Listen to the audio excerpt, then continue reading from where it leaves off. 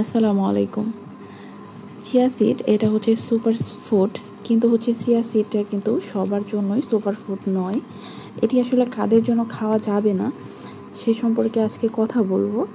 আমরা অনেকেই আছে যে এই চিয়া সিডটা প্রতিদিনের খাবারের সাথে অ্যাড করে ফেলেছি, এটার গুণাগুণী বা গুণাবলী এটা জানার পরে, কিন্তু আমরা জানি না যে এটা আসলে সবার জন্যই কিন্তু সুপার ফুড নয়।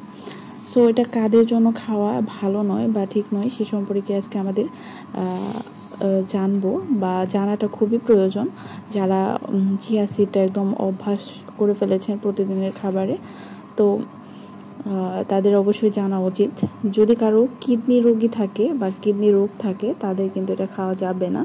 চিয়া সিডে থাকা প্রচুর পরিমাণে ফসফরাস ও পটাশিয়াম কিডনির জন্য কিন্তু ক্ষতিকর, যা কিডনির আরও ক্ষতি করতে পারে। তাই কিডনি রোগীদের চিয়া সিড খাওয়ার আগে চিকিৎসকের পরামর্শ নেওয়া উচিত।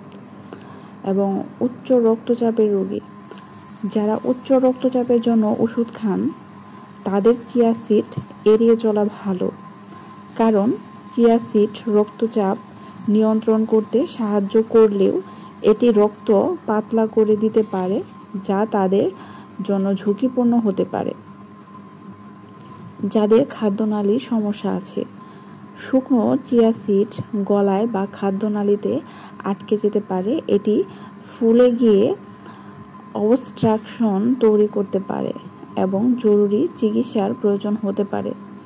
এবং ডায়াবেটিস রোগীদের জন্য, যারা ডায়াবেটিসের ওষুধ খান তাদেরও চিয়া সিড খাওয়ার ক্ষেত্রে সতর্কতা অবলম্বন করা উচিত, কারণ এটি রক্তে শর্করার মাত্রা কমাতে সাহায্য করে এবং ওষুধে থাকা রক্তে শর্করার মাত্রা কমানোর প্রভাবকে অতিরিক্ত করে তুলতে পারে। কখন চিয়া সিড খাওয়া উচিত? পানিতে ভিজিয়ে চিয়া সিড সবসময় কিন্তু পানিতে ভিজিয়ে বা দুধে মিশিয়ে খাওয়া উচিত, এতে এটি ফুলে যায় এবং গলায় সমস্যা তৈরি করে না। এটি আপনাদের যদি কারো খাওয়ার প্রয়োজন হয়, আপনার কখনো এটি শুকনোটা খাবেন না। এটি অবশ্যই ভিজিয়ে আপনি 2-3 ঘন্টা পর যখন এটা ফুলে যাবে তখন আপনি এটা কিছুর সাথে মিক্সড করে বা এটি চামচ দিয়ে আপনি পানির সাথে মিক্সড করে তারপরে আপনি খাবেন, এতে করে আপনার সমস্যা হবে না। ইভেন এটা কাদের জন্য ভালো? এই চিয়া সিডটা মূলত যারা ওজন কমাতে চাচ্ছে তাদের জন্য খুবই ভালো। এছাড়াও এখানে প্রচুর পরিমাণে আপনার পুষ্টি উপাদান রয়েছে, যেটা আমাদের শরীরের জন্য খুবই ভালো। আর শুধুমাত্র এই কয়েকটা মানুষের জন্য এটা খাওয়া থেকে বিরত থাকা, একটু সতর্ক অবলম্বন করা দরকার। এছাড়াও যদি আপনি পানিতে ভালো করে ভিজিয়ে খান তাহলে আশা করি সমস্যা হবে না। যদি এটা শুকনোটা খান তাহলে এটা হয়তো বা একটু সমস্যা হতে পারে। এছাড়াও যে কোনো স্বাস্থ্য সমস্যার ক্ষেত্রে কিন্তু চিয়া সিড খাওয়ার আগে অবশ্যই একজন বিশেষজ্ঞ চিকিৎসা বা পুষ্টিবিদের পরামর্শ নিতে হবে।